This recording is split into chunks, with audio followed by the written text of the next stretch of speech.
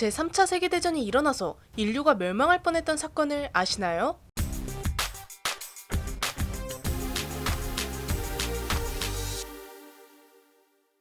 안녕하세요, 지식스토리입니다. 이번에는 소련에서 일어났던 한 이야기를 들려드리겠습니다.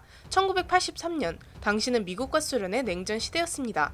ICBM을 공장에서 계속 찍어내고 있었고 핵무기도 산더미처럼 쌓여가고 있었습니다. 미국의 체제와 소련의 체제를 중심으로 세상이 둘로 갈라져서 엄청난 경계와 경쟁을 지속했죠. 당연히 둘의 사이는 매우 좋지 않았습니다. 그래서 소련의 미사일들은 미국을 조준했고 미국의 미사일들은 소련을 조준하고 있었습니다. 서로뿐만 아니라 소련의 우방국에게도 미국의 우방국에게도 소련이 핵미사일을 조준했던 상황이었죠. 우리나라도 당연히 그 안에 포함되었을 것입니다. 그렇게 핵이 많다 보니 한 번에 국가가 날아가는 것은 예도 아니었습니다. 소련도 미국의 공격에 의해 한 번만에 나라가 날아갈 수 있으니 그에 대한 대비책을 마련했습니다. 바로 지구 최후의 날 기계를 만든 것이죠. 이 기계는 소련의 지도부가 괴멸되면 작동하는 기계로 작동이 된다면 모든 소련의 핵 미사일이 미국과 미 우방국으로 날아갑니다. 이 기계에 대해 더 자세한 내용은 우측 상단의 링크를 참고 부탁드립니다. 이런 기계가 있었던 만큼 두 국가 간의 긴장이 고조되었습니다. 당시 최후의 날 기계가 있는 곳에는 스타니슬라프 예브그라포비치 페트로프라는 소련군의 소령이 있었습니다. 그가 맡은 임무는 미국이 소련에게 핵을 발사하는지 감시하고 소련이 공격당한다면 저 최후의 날 기계로 반격하는 것이었습니다. 물론 상부가 생존해 있다면 상부의 명령을 따르겠지만 그게 아니라면 오로지 스타니슬라프 소령에게 모든 권한이 위임됩니다. 당시 미국의 레이건 대통령은 소련을 악의 제국이라고 비난했으며 소련이 한국인과 미국인이 탑승하고 있던 대한항공 007편을 격추시키는 예도 있었습니다. 그리고 나토에서는 핵전쟁에 대비하는 대규모 훈련도 진행하고 있었습니다.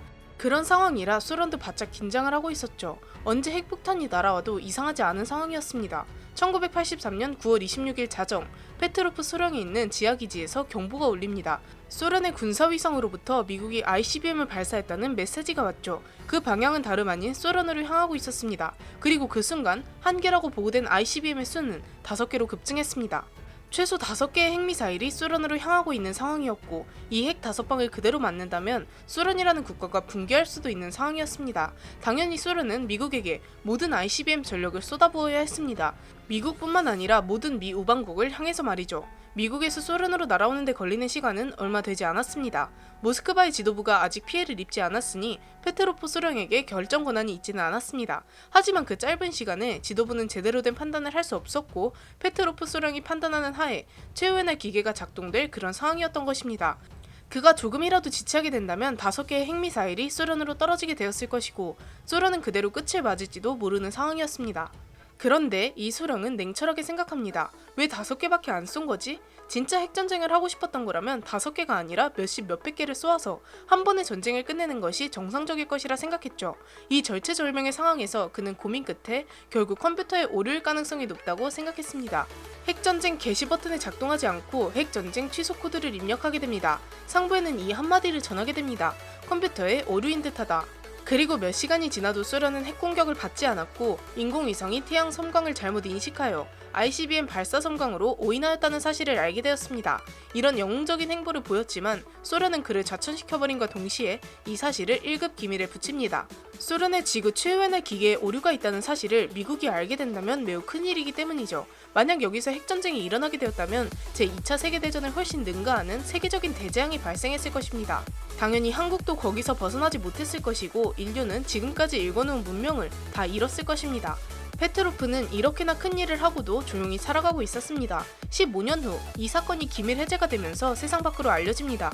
1998년이 된 그때서야 세상은 페트로프가 지구를 전쟁에서 구해냈다는 것을 알게 됐고 그에게 많은 감사함을 표했습니다.